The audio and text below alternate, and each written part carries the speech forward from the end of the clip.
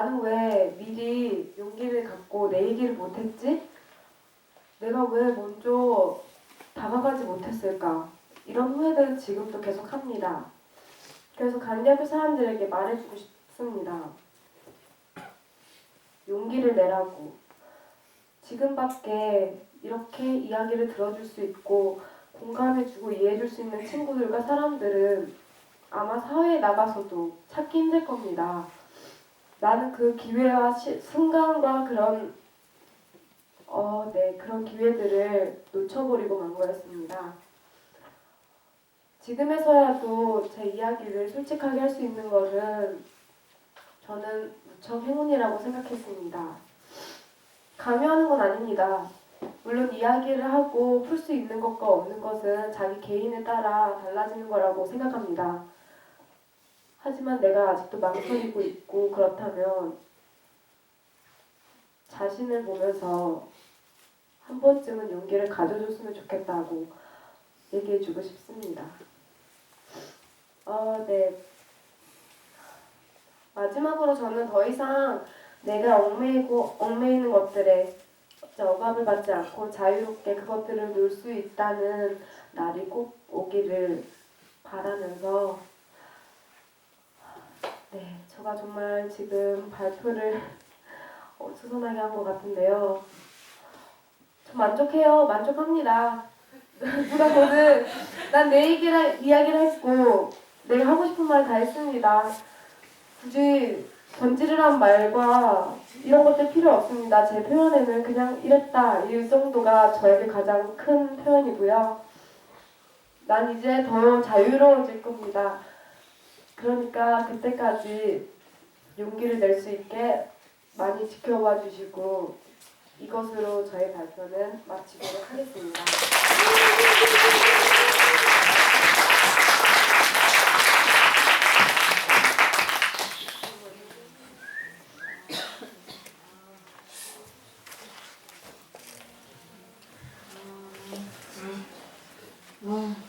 하연이가 힘들게 말해준 만큼 값진 발표가 됐을 거라고 생각해요. 네. 질문이나 코멘트 받을게요.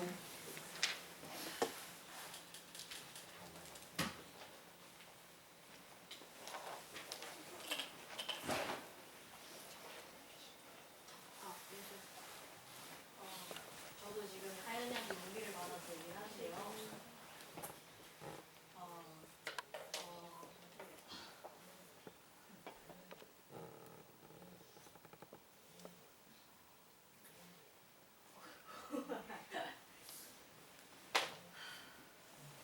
그게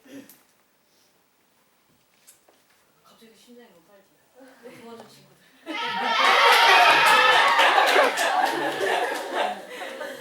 좀 많았어.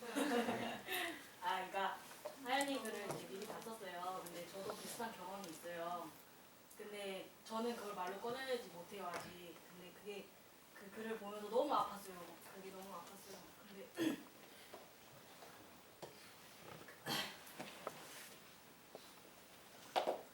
그게 너무 얼마나 아픈지 아니까 그걸 얘기로 꺼냈다는 거에 대해서 이 하연이는 정말 큰 힘을 가지고 있는 사람이고 극복할 수 있을 거라 얘기하고 싶었고요. 그 다음에 또 하연이가 되게 워커홀릭이잖아요. 그러니까 일을 엄청 온갖 일을 다 맡아서 하잖아요. 그리고 또 20살이 되면 뭘 하고 싶냐고 물어봤을 때 하연이는 정말 하고 싶은 게 너무 많잖아요. 근데 그게 또 한편으로는 제 입장에서는 또 한번 이해되는 부분이 있는데 그러니까 이런 코멘트를 해주고 싶었어요. 그러니까 그것도 좋아요. 그게 그만큼 힘이 있는 거거든요. 사연이한테는. 근데 때론 갑자기 그냥 아무것도 안 하고 쉬고 싶을 때는 20살에 조금 쉬어도 된다고 얘기해주고 발표 잘 됐으면 하는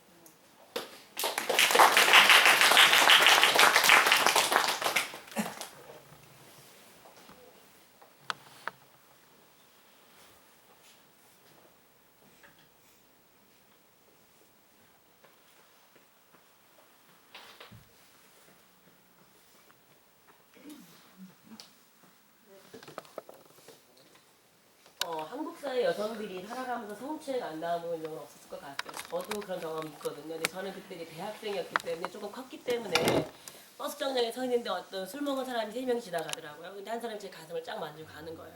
저는 그때 또 이제 욕도 잘했기 때문에 이 개 같은 새끼야 너 거기 서라고 하는데 도망을 가더라고요.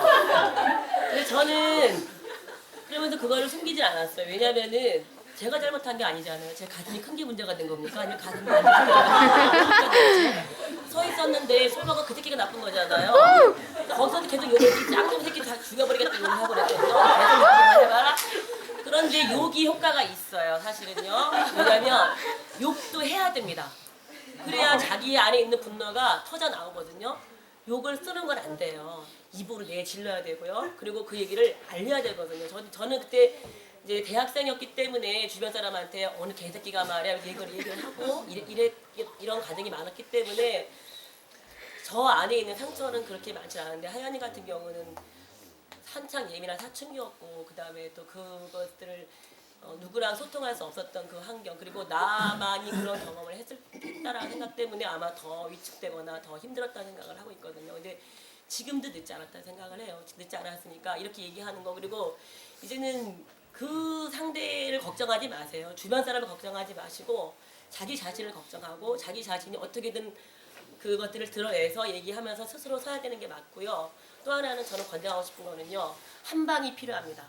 생식기를 찰 수 있는 한 방. 저는 그래서 아이들한테 성교육할 때 뭐 누가 성추행을 하거나 뭘 할 때 초등학교 때 얘기를 해요. 얘들아 집에서 너희들이 연습할 거는 발차기야. 어디? 딸한테 얘기를 해요. 발차기 위치 어디? 딱 생식기 위치. 그거를 집에서 연습을 해. 베개를 놓고 아빠 보고 들어가고 거기까지 다리가 안 올라가면 태권도를 다녀라. 이게 있거든요. 왜냐면 어느 순간에 누가 할 줄 모르는 거예요. 저도 부지불가 다녔기 때문에 어느 순간 어느 장소에 나올 수밖에 없는 상황이 그 남자들아 죽일 수도 없는 거고 그것들을 손목까지 잘라버릴 수도 없는 거고 근데 그럴 때마다 내가 위축되면 안 되거든요. 그 한 방이 필요하거든요. 그래서 한 방 그러면 다리 안 올라가면 이 손으로 어딜 때려야 되나 급소를 때려 그걸 연습을 시켰어요. 급소를 아래 세 군데다 명치 여기 초등학교 3학년 때 연습을 시켰어요. 그리고 가운데 거시기 생식기가 제일 중요해. 거기 한 방 때리면 남자들은 자지러져. 그럴 때 도망을 가 이렇게 얘기를 했거든요. 아니 그거 정말 연습을 시켰어요 애들을요. 발차기를. 근데 그건 하연이 얘기만은 아니에요 여러분. 예 여자분들 그리고 자기 자신을 보호하는 방어 수단이 하나 있으면은 왠지 용기가 나더라고요. 저도 태권도를 그래서 대학교 가서 배웠어요. 대학교에서 배웠는데 내가 내 자신을 방어하거나 아니면 무언가를 할 수 있는 누가 상대한테 가격을 할 수 있는 무언가가 생기니까 그 다음부터는 좀 힘도 생기고 어느 남자가 와도 겁이 나질 않더라고요. 남자라는 존재에 대해서 겁도 막 났거든요. 왜냐면 위축되니까. 제 동생도 지나가는 중학생이 가슴을 만지고 지나가는 바람에 걔도 이렇게 지금 이렇게 하고 다녀요. 걔도 지금도요. 애기 엄마인데도 불구하고 남자만 나타나면 이러고 다니거든요. 근데 그거를 극복하지 못했기 때문에 계속 그게 이제 자기도 모르게 쌓인다고 얘기를 하더라고요. 나도 모르게 언니 이렇게 될 수밖에 없어 이렇게 얘기를 하거든요. 성격 차이도 있긴 하지만 어쨌든 그런 자기 스스로의 방어 그리고 머릿속에 수십 번을 저도 그려요. 만약에 내가 이 상황에서 저 새끼가 나한테 다가오면 어떻게 하지? 이런 얘기를 아니 이게 안 없어지더라고요. 계속 나타나더라고요. 가슴을 만질 그때는 어떻게 할까? 이런 생각들을 계속 내 나름대로 이제 시나리오를 짜는 거예요. 그럴 때는 어디를 차고 어디를 건드리고 이런 거요. 예. 근데 그것도 필요하더라고요. 그리고 또 하나 이런 하연이처럼 이런 경험 있는 친구들이 있을 거예요. 당한 경험이. 그런 친구들이 모여서 저는 같이 얘기를 한번 해보는 게 좋을 것 같다는 생각이 듭니다. 왜냐하면 하연이 개인의 문제는 아니에요. 한국 사회 살다 보면 정말 별 더러운 거를 다 보는 걸 많이 봤거든요. 근데 그거를 말하지 못하고 왜냐하면 정말 아까 얘기했던 더러운 아이라고 취급받을까 아니면 너 왜 그때 그렇게밖에 못했어 라고 하는 그 시선 있잖아요. 거기서 당하게 얘기를 했어야지 네가 멍청해서 그래 이런 말. 멍청해서 그래 아니 네가 잘못해서 이렇게 본인한테 뭔가 다 화살이 오기 때문에 그것들을 깨기가 굉장히 어렵거든요. 근데 같이 경험 있는 사람들이 같이 모여서 얘기를 하면서 또 그렇게 했던 상대에 대해서 정말 욕을 신나게 정말 해주거나 아니면 뭔가를 표출하지 않으면 그냥 개별적인 가서 받는 상담이 자꾸 자기 안에만 움츠러질 수밖에 없기 때문에 그런 건 더 많은 사람들이 지금 이 상황에서 하얀데 도움이 필요할 것 같아요. 그런 경험 있는 사람들 분명히 있습니다. 다 모여서 얘기 같이 했으면 좋겠습니다. 저도 거기 갈게요.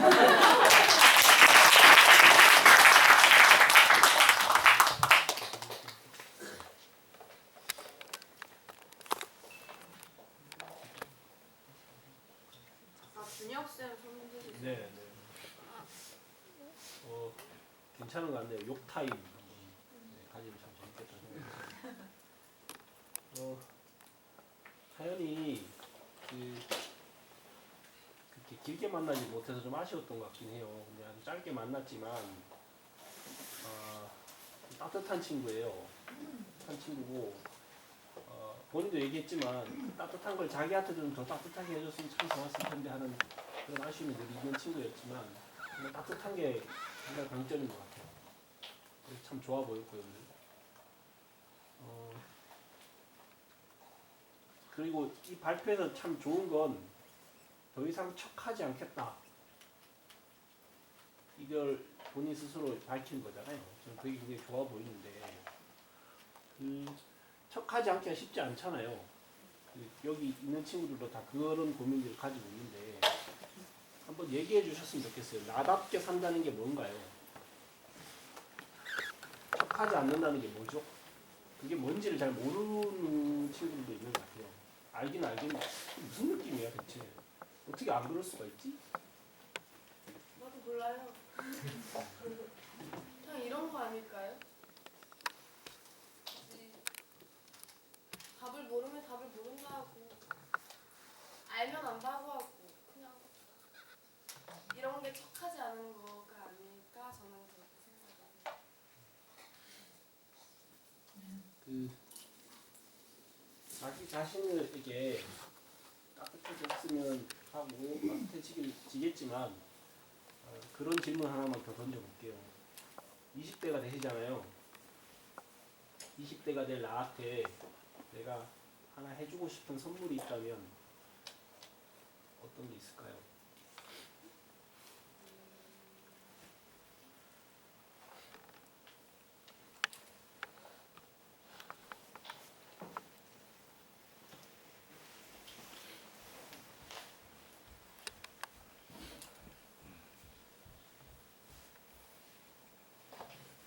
글쎄요 너무 많은데 너무 많은데 다 얘기해 보셔도 될 것 같아요.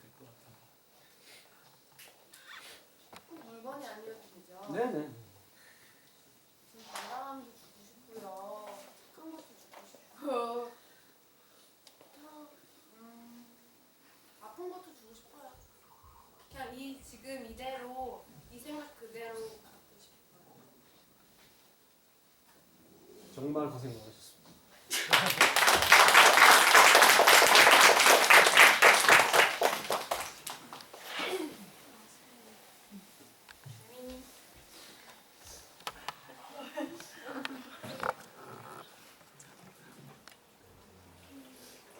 어제 제가 기회 대표로 하는 일을 했었는데 언니가 집에서 내가 하는 행동들 그런 행동들이 저 언니가 겉으로 표현되는 건 줄 알았어요. 근데 그게 아니라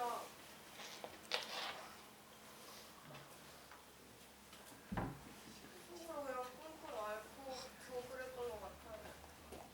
그래서 언니가 왜 그때 그랬는지 이해도 되고 희연 언니 어머님이 얘기하신 것처럼 이렇게 남들을 욕했으면 좋겠어요. 언니 진짜 수고했어.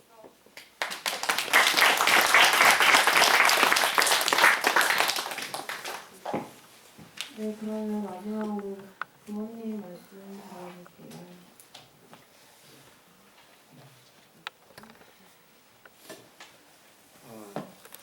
하연아, 아빠는 여기 첫 번째가 아니라 두 번째다. 너 입학식 날하고 사랑한다. 이제 아빠 얘기를 좀 할게.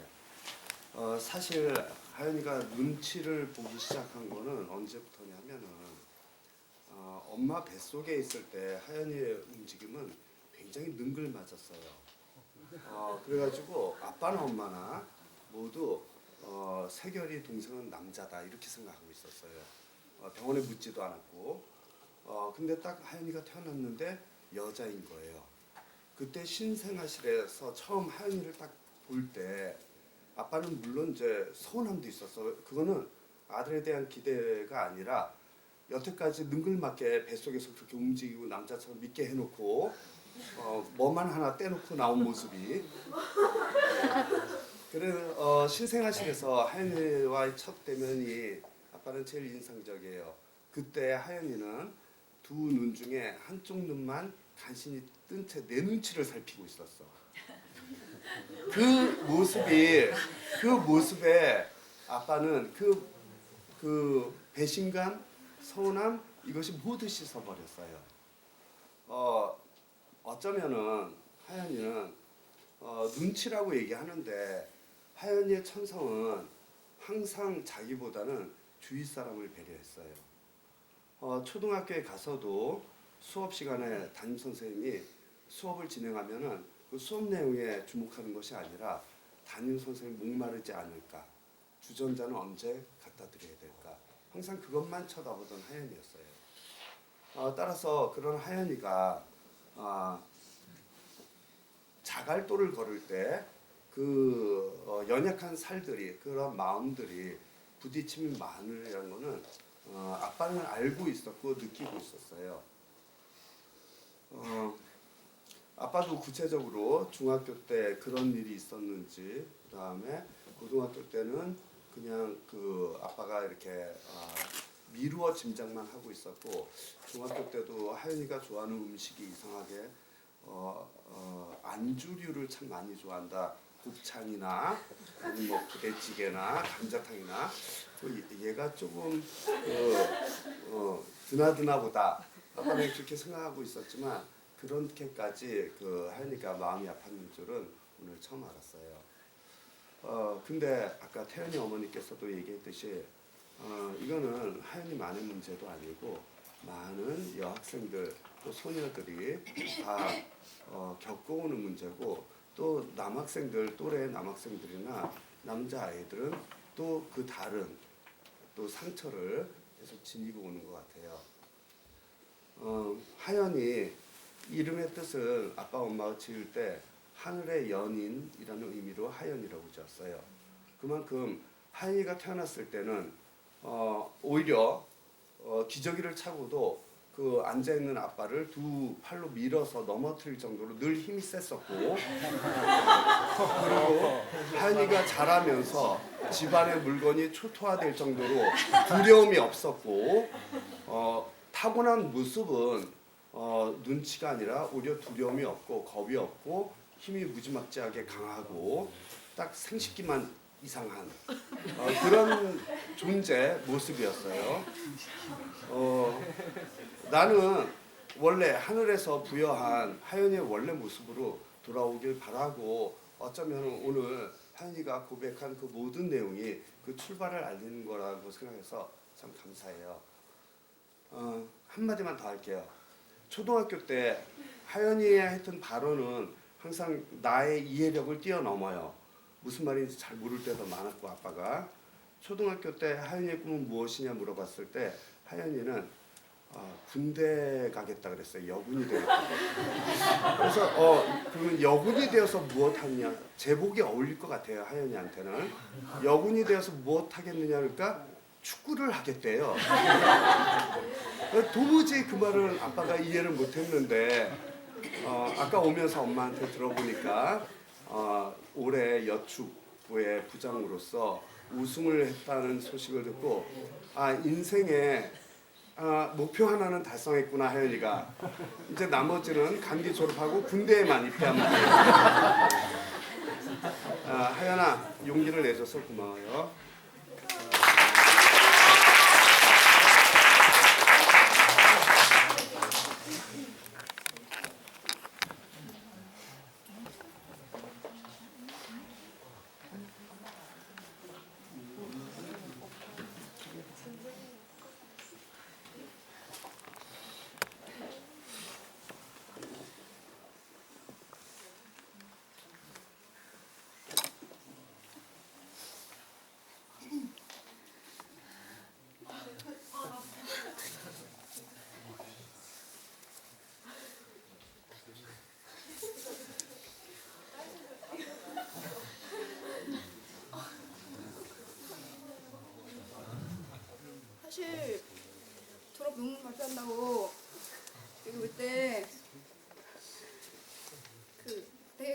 마음으로 왔는데 금토일이니까 미생 봐야지 집에 가서. 그리고 오늘 게임 이벤트 있는데 여기 와서 못하겠네 뭐 이런 생각, 그런 가벼운 생각을 하고 왔는데 이렇게 서프라이즈가 될 줄 몰랐네. 나한테 가족으로서 전혀 몰랐던 사실이고 신경 많이 못 써줘서 미안하고, 나도 동생들이랑 가까이 대화를 못했고 또 너희한테 하연이도 나한테 뭐 질투랑 그런 걸 느낄 줄은 몰랐고 나야말로 오히려 동생들한테 그런 감정도 많이 느끼고 있었고 언니도 그때 못했다는 생각을 들어.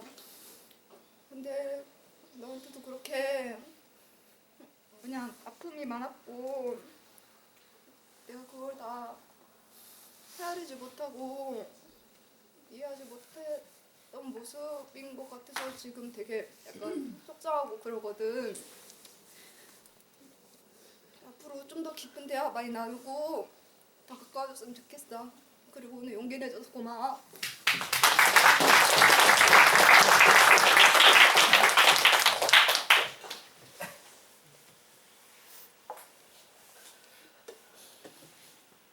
저는 오늘 지금 3일째입니다. 목요일부터 13기 발표. 제가 금산 간디학교 아이들을 보내면서 이 발표를 지나칠 수가 없어요. 마치 좀 중독이 너무 강합니다. 근데 하연이가 3년 내에 자기 이야기를 못하고 졸업을 하면 어떡하나 걱정이 많았는데 오늘 이야기를 해줘가지고 너무 고맙습니다. 그리고 어제 그제 재민이 발표 때 재민이는 일찍 자기 이야기를 해가지고 제가 너무 고맙고 고무가 됐었는데 그때 코멘트를 해주는 하연이를 보고 하연이 다 컸구나. 이제는 이렇게 엄마 아빠 우리 가족 밖에 나가도 아무런 꺼리낌이 없겠구나라는 그 믿음을 받게 됐어요. 이렇게 간디에서 자라준 하연이 너무 고맙고 사랑스럽습니다. 네.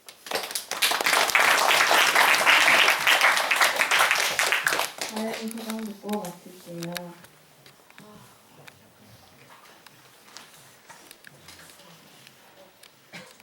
기분이 최고예요. 미리미리 내 속마음 얘기할 걸 누가 틀었다고 이렇게 끌어왔던 건지는 정말 이해가 되지 않고요. 저랑 비슷한 상황이 있는 사람들도 있고 이제 곧 일어날 수도 있는 사람들도 있을 거예요. 난 그 사람들에게 희망이 돼주고 싶고 용기를 주고 싶어서 이 얘기를 했던 것과 반이고요. 저 이제 너무 끝났으니까 애들 거 많이 보고 배우겠습니다.